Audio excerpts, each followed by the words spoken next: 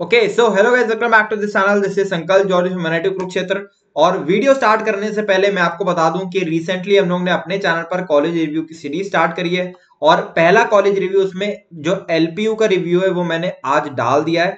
तो जो बच्चे भी यार एक ऐसी प्राइवेट यूनिवर्सिटी देखना चाहते हैं, जेई का एग्जाम दिए बिना अगर एडमिशन चाहते हैं, तो उस कॉलेज का रिव्यू भी आप देख लेना। और उसका फॉर्म भी मैंने वहीं पर ही डाल दिया है, वो आप देख सकते हो। उसका वीडियो मैं डिस्क्रिप्शन और पिन कमेंट में दे दूंगा, देख सकते हो। दूसरी चीज, जल्दी से कॉपी और पेन निकाल के बैठ जाओ। यहां पर ये नहीं बताऊंगा कि शीट को साफ लिखो, कैलकुलेशन ढंग से करो, ये करो वो करो, नहीं। कुछ ऐसी चीजें बताऊंगा जब बोर्ड एग्जाम की कॉपीज चेक होती हैं तो उसके अंदर ये चीजें कंसीडर करी जाती हैं। और अगर ये चीजें अगर तुम ऐसे डायरेक्टली सुन लोगे बिना कहीं नोट करे तो ये हवा से उड़ जाने वाली है। तो ध्यान से एक पेपर और पेन निकालो, ये सारी चीजें नोट करो। और एग्जाम जब तुम्हारा स्टार्ट होने वाला होगा या एग्जाम में तब तुम जा रहे होगे तो ये वाली चीज सारी पढ़ के जाना एक बार, ताकि दिमाग में रहे। ठीक है, तो स्टार्ट कर लेते हैं। स्टार्ट करने से पहले आपको बता दूं, मैंने खुद अपने बोर्ड एग्जाम में 94 मार्क्स स्कोर करे थे फिजिक्स के अंदर। और ये सभी चीजें जो मैं आपको बता रहा हूं, मैंने सभी चीजें वहां पर यूज करी थी। और कहीं ना कहीं मेरा एक सही प्रेजेंटेशन की वजह से ये हुआ था कि 2 से 3 नंबर मुझे लगता है कहने के मुझे ज्यादा मिल गए थे मेरे हिसाब से। तो ये आपके साथ भी हो सकता है। तो शुरू करते हैं। सब्सक्राइब कर लेना यार, ठीक है। सब्सक्राइब नहीं करके जाते हो तुम लोग, वीडियो देख जाते हो, तो सब्सक्राइब करके बेल आइकन प्रेस कर लेना, ताकि तुम्हें आगे मैथ्स का भी वीडियो मिल जाए। और इस वीडियो के नीचे अगर हमारे 2-3 हजार जो तुम बोलो लाइक्स कर दोगे तो यार आगे मैथ्स का वीडियो डाल देंगे, ठीक है।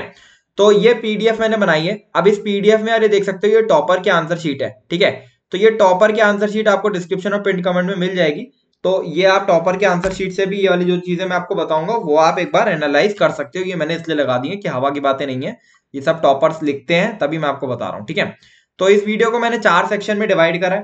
पहला सेक्शन है जहां पर हम लोग डिस्कस करेंगे कि यार पेपर चेकिंग कैसे होती है।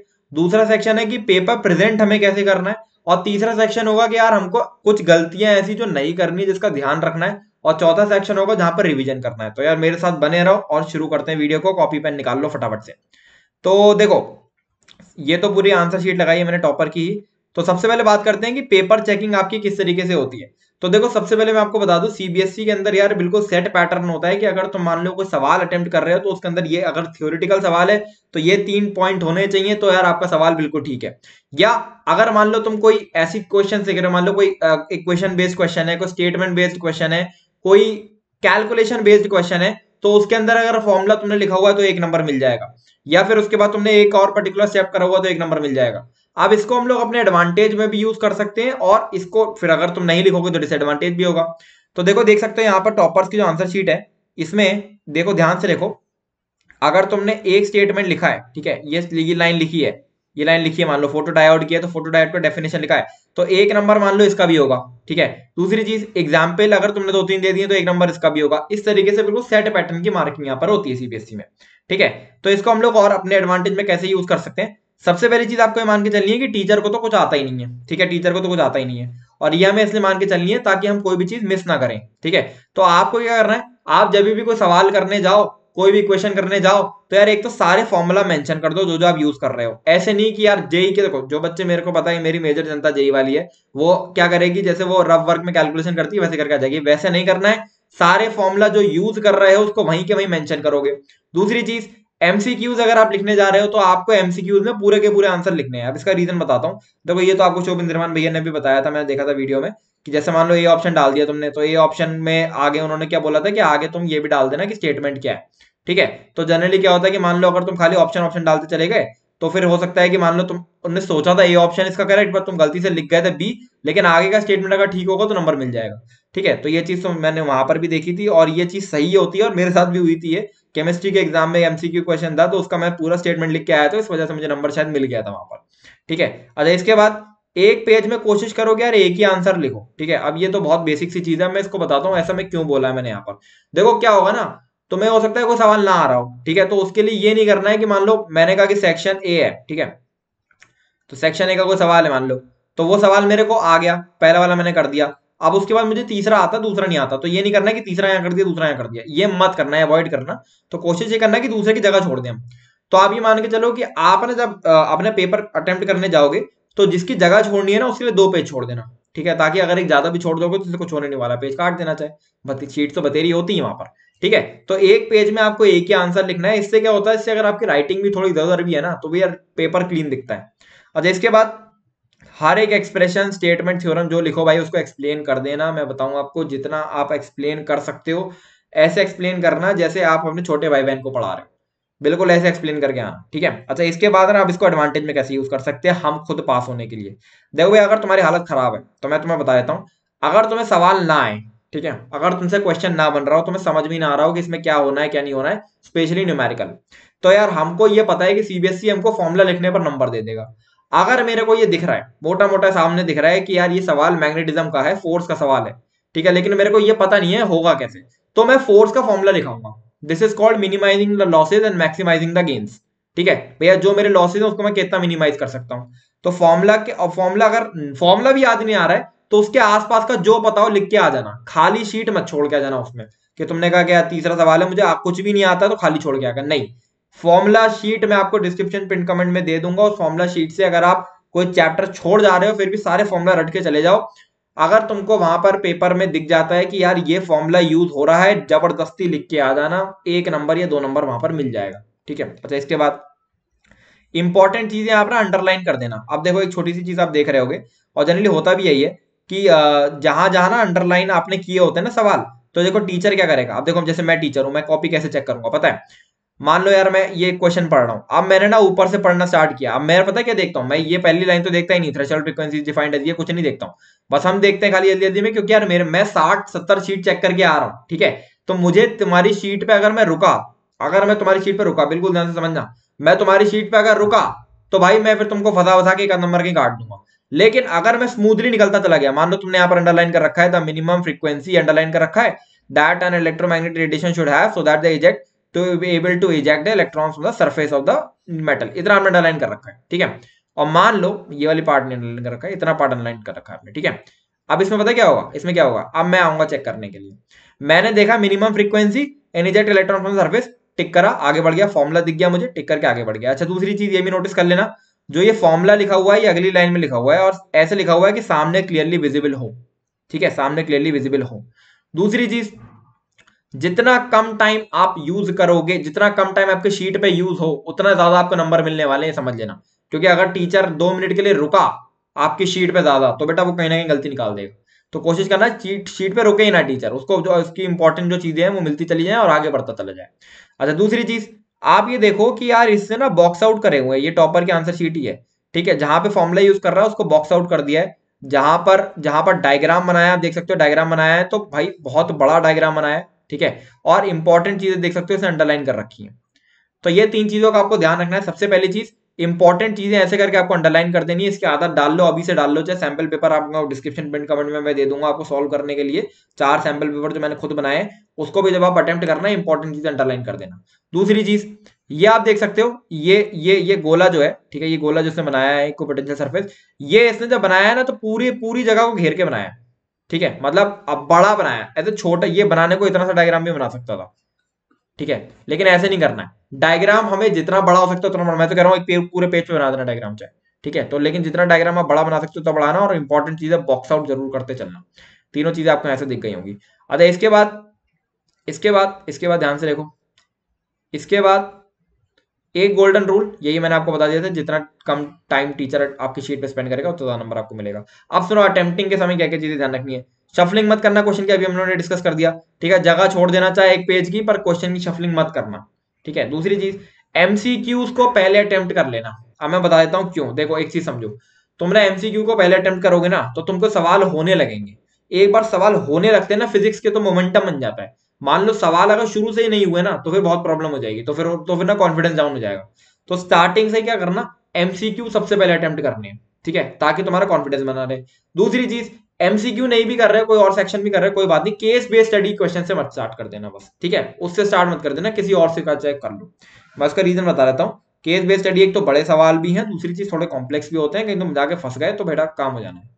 अच्छा दूसरी चीज, तीसरी चीज, रफ वर्क अगर तुम करो तो रफ वर्क ना साफ साफ करना। जैसे मान लो लास्ट पेज में रफ वर्क कर रहे हो तो पहला सवाल ऐसे आ गया, अगर मान लो पहला तुमने यहीं तक ही लिखा है, यहीं तक ही सॉल्व करा है मान लो, ठीक है, और इसके भी नीचे जगह खाली है, तो दूसरा यहां से मत शुरू करना, दूसरा फिर भी यहीं से शुरू करना। आपका रफ वर्क ऐसे 4 सेक्शन में डिवाइड होना चाहिए। ठीक है, आपको जो रफ वर्क वाली आखिरी शीट है वो ऐसे 4 सेक्शन में डिवाइड होनी चाहिए। पहला यहाँ आएगा, दूसरा यहाँ आएगा, तीसरा यहाँ आएगा, चौथा यहाँ आएगा, बस। ठीक है, इसी पैटर्न में चलो। कोई और पैटर्न मान लो ऐसे करके करने लगे कि यार पहला मैंने यहाँ कर दिया, आधा करा सॉल्व, दूसरा यहाँ कर दिया, तो पता है क्या होगा, तुम आधा ये सॉल्व कर लिए। ठीक है, अब तुमको क्या होगा, तीसरा सवाल तुमको करने गए तुम, फिर तुमको याद आया पहले का कुछ और करना, तो फिर तुमको शुरू से फिर से सॉल्व करना पड़ेगा। ठीक है, तो वो शुरू से सॉल्व करने के चक्कर में मत फंसो, और कैलकुलेशन एरर भी हो सकती है। तो भैया सीधे सीधे क्या करो, पेपर को 4 पार्ट में से डिवाइड कर लो, एक सेक्शन ये, एक ये, एक ये, एक ये, पहला क्वेश्चन यहाँ, दूसरा यहाँ, तीसरा यहाँ, चौथा यहाँ। समझ गए। दूसरी चीज, आखिरी चीज, कैलकुलेशन में जितना स्लो जा सकते हो उतना स्लो जाना। मैं नहीं कह रहा हूं कैलकुलेशन में ध्यान रखना, ध्यान मत रखो, ध्यान मत रखो। तुम्हारे सामने जैसी कैलकुलेशन आए स्लो हो जाना, बस स्लो हो जाओगे, ध्यान अपने आप रख लो। उसके बाद डेरिवेशन अगर भूल जाओ, अगर मान लो ऐसे एग्जाम में होता है कि डेरिवेशन भूल जाओ। अच्छा, एक चीज और बता दूं तुम्हें, यहीं पर ही नोट कर लो इसको, बहुत इंपॉर्टेंट पार्ट है।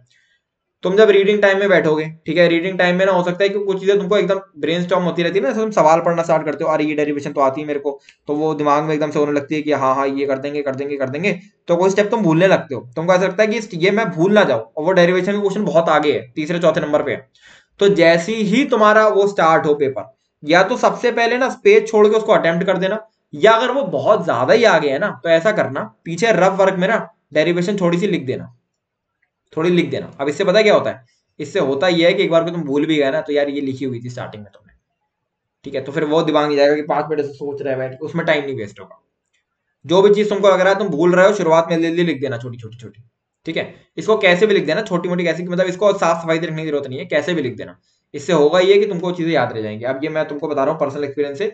हम कॉलेज के अंदर जब चीटिंग चाटिंग करते हैं, जब हमें शुरुआत में टाइम मिलता है रीडिंग टाइम में, रीडिंग टाइम में हमको पूछना होता है, तो मान लो किसी व्यक्ति से मुझे पूछना है कि अरे भाई ये बता दे बता दे बता दे, तो स्टार्टिंग में ना थोड़ा थोड़ा थोड़ा थोड़ा हम लिख लेते हैं। इससे क्या होता है कि बाद में जब पेपर देने गए, ठीक है, तो फिर हमको उससे पूछना नहीं है, फिर हमको अपनी शीट में देखना है। तो ये एक्सपीरियंस से बता रहा हूँ मैं, ठीक है। अच्छा, ये बोर्ड चीटिंग चाटिंग बोर्ड में ट्राई करना, कॉलेज में तो फिर भी कर लो, ठीक है। अच्छा, उसके बाद अगर मान लो डेरिवेशन नहीं याद आ रही है, एंड रिजल्ट से रिवर्स ट्रैकिंग कर लेना। मतलब एंड रिजल्ट जो आपका आता है, आपको याद है एंड रिजल्ट, उससे रिवर्स ट्रैकिंग जितना कर सकते हो। देखो, एंड रिजल्ट आपका ये आना है, आप शुरुआत यहाँ से करिए, ठीक है। इसके 2 स्टेप के बाद आप भूल गए, एंड रिजल्ट के पहले के 2 स्टेप आप एंड रिजल्ट से बैक ट्रैक करके 2 स्टेप मान लो आपने लिख दिए, और इन दोनों स्टेप को कनेक्ट करना आपको आता हो, वो ध्यान आ जाए। अगर वो ध्यान भी ना आया ना, तो एंड की रिजल्ट के 2 स्टेप आप लिख दोगे ना, इसके 2 स्टेप आप लिख दोगे और बीच में जगह नहीं छोड़ोगे, तो हो सकता है टीचर स्मूथली जा रहा आपकी शीट पे, और एक डेरिवेशन देखे, मान लो एक स्टेप ना देखे, एक स्टेप उसको ना दिखे, तो वो उसको एक आध नंबर ही काटेगा, पूरा डेरिवेशन नहीं काटेगा फिर। अच्छा, इसके बाद लास्ट के 10 से 15 मिनट आपको रिवीजन के लिए जरूर छोड़ने, और रिवीजन में स्पेशली मैं आपको बोलूंगा कैलकुलेशन बेस्ड जितने सवाल थे वो एक बार रिवाइज कर लेना जरूर, ठीक है। अच्छा, फिर उसके बाद रीडिंग टाइम को हमको कैसे यूज करना है। देखो, रीडिंग टाइम में हम कुछ लिख तो सकते नहीं है, दिमाग का इस्तेमाल कर सकते हैं। तो दिमाग का इस्तेमाल 4 चीजों में हो रहा है। एक तो एमसीक्यूज में हो रहा है, ठीक है, तो एमसीक्यूज से फटाफट देख लेना कौन कौन से हैं, कहाँ कहाँ है, पहले फटाफट से देख लेना। अच्छा, उसके बाद केस बेस्ड स्टडी में हो रहा है, केस बेस्ड स्टडी का पैराग्राफ अगर कुछ आया हुआ तो एक बार केस बेस्ड स्टडी का पैराग्राफ पढ़ लेना। उसके बाद असर्शन रीजन के जो सवाल है ना, असर्शन रीजन के सवाल है वो वहीं पर सोच लेना। अब मैं बताऊं क्यों। तुम ना एमसीक्यू सोच लिए, असर्शन रीजन सोच लिए, केस बेस्ड स्टडी सोच लिए, ठीक है, कि वहीं बैठ के किया रीडिंग टाइम में। अब क्या होगा पता है, पेपर स्टार्ट होगा, तुम भाई ऐसे तलवार की तरह निकलेगा ना तुम्हारा पेन, थर थर थर थर, एमसीक्यू अटेम्प्ट, असर्शन अटेम्प्ट, और ये केस बेस्ड स्टडी अटेम्प्ट। अब इससे ये हुआ कि हमारा जो टाइम है ना बचे हुए सेक्शन के लिए, बतेरा टाइम मिल गया हमको, और कैलकुलेशन करने के लिए बतेरा टाइम मिल गया। अब जो कैलकुलेशन में मैं आपको बोल रहा हूँ ना, गो स्लो, वहां पर आप फिर आराम से धीरे धीरे जा सकते हो। समझ आई। अच्छा, इसके बाद सिली मिस्टेक्स को बेटा अवॉइड करना, सिली मिस्टेक्स अवॉइड करना है। कौन सी चीज से अवॉइड करना है, एक तो यूनिट्स, यूनिट्स को लेकर मैं कह रहा हूँ आपको सतर्क रहना है। यूनिट्स क्या लिखी हुई है क्या नहीं लिखी हुई है, चाहे तो शुरुआत में अंडरलाइन कर लेना, चाहे गोला बना देना, चाहे कुछ करना, पर यूनिट्स को लेकर सतर्क रहना। दूसरी चीज, कैलकुलेशन में मैं नहीं बोल रहा हूं सिली मिस्टेक मत करो, ये करो, ध्यान रखो, कुछ नहीं, ध्यान मान कुछ मत रखो, ध्यान रखते हैं ना, कॉशियस रहते हैं ना, अगर तो गलती और होती है। तुम स्लो हो जाओ बस, खाली तुम्हारे सामने जैसे ही भाई नंबर आना स्टार्ट हो जाए, x = 6 लिखना स्टार्ट हो जाए, तो मत स्लो हो जाओ। y = 7, z = 8, और बाकी ऐसी थ्योरी लिख रहे हो तो तेजी से लिख रहे हो, बट कैलकुलेशन आती है, स्लो हो जाओ। स्लो हो जाओगे तुम, गलती करोगे ही नहीं, तुम देख लेना, तुम खुद देख लेना, तुम अभी सैम्पल पेपर अटेम्प्ट करके देख लेना चाहते हो, ठीक है। उसके बाद जो चीजें भूल रहे हो वो मैंने बताई दिया आपको, वो स्टार्टिंग में आप लिख देना एक बार। अच्छा, उसके बाद जो भी सवाल आप भूल रहे हो वही रफ वर्क में एक बार नोट डाउन कर लेना, जो मैंने चीटिंग वाला एग्जांपल दिया था आपको, वो आप कर सकते हो। अच्छा, इसके बाद अब अगले 1-2 दिन में आपको क्या करना है, सबसे पहली चीज रिवीजन आपको कैसे करना है, देखो सारे के सारे फॉर्मुलाज रिवाइज कर लो, साथ में ना जितनी मैराथन चल रही 200 सवाल वाली 300 सवाल वाली ना वो एक बार कंप्लीटली देख लो, लेकिन ऐसे देखो कि आप सॉल्व भी करते चलो साथ साथ में, ऐसे नहीं कि केवल बैठ के देख रहा है बढ़िया, कुछ सॉल्व करते चलो साथ साथ में एक एक सवाल। दूसरी चीज, डिस्क्रिप्शन और पिन कमेंट में मैं 4 सैंपल पेपर दे दूंगा, उसमें से कोई एक भी अटेम्प्ट करके चले जाते हो अगर तो आपका काम बन जाता है, और फॉर्मुला शीट भी दे दूंगा, वो भी आप देख सकते हो। इसके अलावा रिसोर्सेज वाली वीडियो भी दे दूंगा डिस्क्रिप्शन पिन कमेंट में, वो भी देख लेना।